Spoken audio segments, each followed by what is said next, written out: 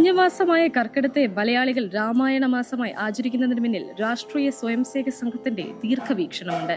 1982 എറണാകുളത്ത് നടന്ന വിശാല ഹിന്ദു സമ്മേളനത്തിലായിരുന്നു ഹൈന്ദവരോട് രാമായണ മാസാചരണത്തിന് ആഹ്വാനം ചെയ്തത്.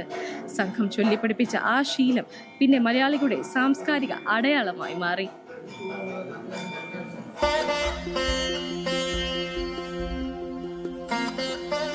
ശ്രീരാമ രാമ രാമ ശ്രീരാമചന്ദ്ര ജയ, ശ്രീരാമ രാമ രാമ ലോകാഭിരാമ ജയ. ബാലകാന്ഡം മുതൽ യുദ്ധകാന്ഡം വരെ തുഞ്ചത്ത് രാമാനുജൻ എഴുത്തച്ഛൻ പകർത്തിവെച്ച രാമകഥ. അണമുറിയാതെ പെയ്യുന്ന കർക്കടകപ്പെയ്ത്തിന്റെ താളത്തിൽ അലിഞ്ഞുചേർന്ന ഈരടികൾ. ഇന്ന് മലയാളിയുടെ ശീലമാണ് രാമായണം. ചിത്തേ നിറഞ്ഞു വഴിഞ്ഞ മോദത്തോടും രാജതാരങ്ങൾ കൗസല്യാദികൾ സദാ. ചിതലരിച്ച രാമായണത്തിന്റെ ഏടുകൾക്ക് ജീവൻ നൽകിയത് രാഷ്ട്രീയ സ്വയംസേവക് സംഘമാണ്. ഹൈന്ദവർ സനാതനത്തിന്റെ പാതയിൽ നിന്ന് വ്യതിചലിച്ചപ്പോൾ, അപഭ്രംശം സംഭവിച്ചപ്പോൾ സംഘം രാമനാമം എഴുതി കെട്ടിപ്പടുത്ത രാമസേതുവാണ് രാമായണ മാസാചരണം. ഹൈന്ദവ സമൂഹം നേരിട്ട ആന്തരികവും ബാഹ്യവുമായ വെല്ലുവിളികൾക്ക് രാഷ്ട്രീയ സ്വയംസേവക് സംഘം കണ്ടെത്തിയ രക്ഷ ശ്രീരാമചന്ദ്രന്റെ പാദങ്ങളിലായിരുന്നു. രാമനാമമായിരുന്നു രക്ഷാമന്ത്രം. 1982 എറണാകുളത്ത് നടന്ന വിശാല ഹിന്ദു സമ്മേളനം അങ്ങനെ ഹൈന്ദവരെ വീണ്ടും രാമായണത്തിന്റെ ഏടുകളിലേക്ക് തിരികെ കൊണ്ടുവന്നു. അങ്ങനെ കർക്കടകം രാമായണ മാസമായി. 1981 തമിഴ്നാട്ടിലെ മീനാക്ഷിപുരത്ത് ഒരു വലിയ കൂട്ട മതപരിവർത്തനം നടന്നു. 1000-ഓളം ഹിന്ദുക്കളെ ഇസ്ലാം മതത്തിലേക്ക് പരിവർത്തനം ചെയ്ത വാർത്തയാണ് ലോകം പെട്ടെന്ന് അറിയുന്നത്. പക്ഷേ ഈ പശ്ചാത്തലത്തിലാണ് രാജ്യമെമ്പാടും വിരാട ഹിന്ദു സമ്മേളനം നടത്തണം എന്ന് തീരുമാനിച്ചു.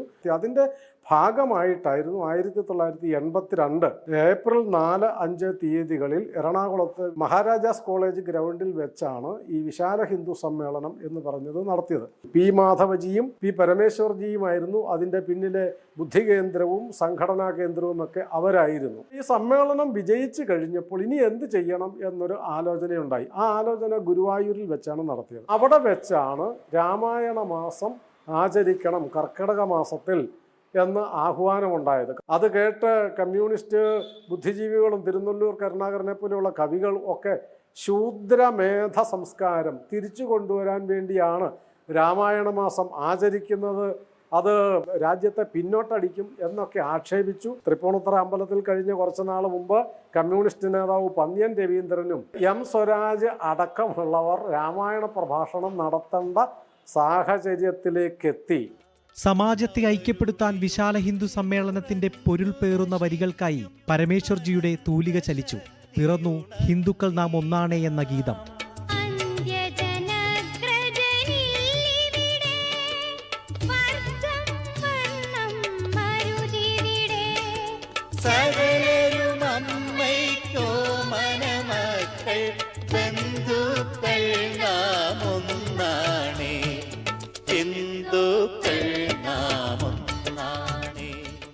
വേദങ്ങളും ഉപനിഷത്തുക്കളും ഇതിഹാസങ്ങളും ഏറെ ഉണ്ടായിരുന്നെങ്കിലും എന്തുകൊണ്ടായിരുന്നു സംഘം രാമായണത്തെ തെരഞ്ഞെടുത്തത്?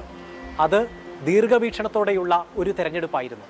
ഭാരതത്തിന്റെ മുക്കിലും മൂലയിലും ഒന്നുപോലെ വ്യാപിച്ച ഒന്ന് രാമായണമാണ്. ഉച്ചനീചത്വമില്ലാതെ ഒരു സമൂഹ ജീവിതം എങ്ങനെ നയിക്കണം എന്നുള്ളതിന് ഐതിഹാസികമായ ഒരു ഉദാഹരണം ചൂണ്ടിക്കാണിക്കണമെങ്കിൽ അതിന് ഏറ്റവും നല്ലത് രാമനും രാമായണവുമാണ്. മൂന്നാമത്തത് ഭാരതീയ സംസ്കാരത്തിന്റെ ഏറ്റവും മൂലക്കല്ല്, ആണിക്കല്ല് എന്ന് പറയാവുന്നത് കുടുംബമാണ് എന്നൊക്കെ പറയാനും പഠിപ്പിക്കാനും പറ്റുന്ന ഏറ്റവും നല്ല ഉദാഹരണം രാമായണ കഥയാണ് എന്നുള്ളത് കൊണ്ടാണ് രാമായണം തിരഞ്ഞെടുക്കാൻ കാരണം. കർക്കടകത്തിന്റെ പുലരികളും സന്ധികളും രാമായണം ഏറ്റുപാടിയപ്പോൾ രാമനും രാമകഥയും രാമായണവും വക്രീകരിച്ച് ആക്രമിക്കപ്പെട്ടു.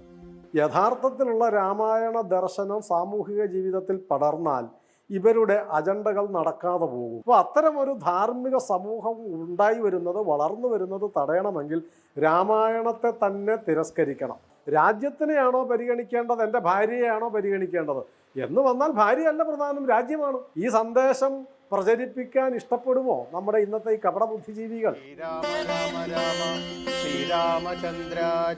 സംഘം പഠിപ്പിച്ച, സംഘം ചൊല്ലിക്കൊടുത്ത രാമായണത്തിന്റെ ഈരടികളാണ് ഇന്ന് മലയാളത്തിന്റെ മണ്ണിൽ അലയടിക്കുന്നത്, ഇനിയും അനുസ്യൂതം തുടരുന്നത്. ക്യാമറമാൻമാരായ വിപിൻ കോതച്ചിറയ്ക്കും അനൂപിനുമൊപ്പം മിഥുനയ്യപ്പൻ, ജനം, കൊച്ചി.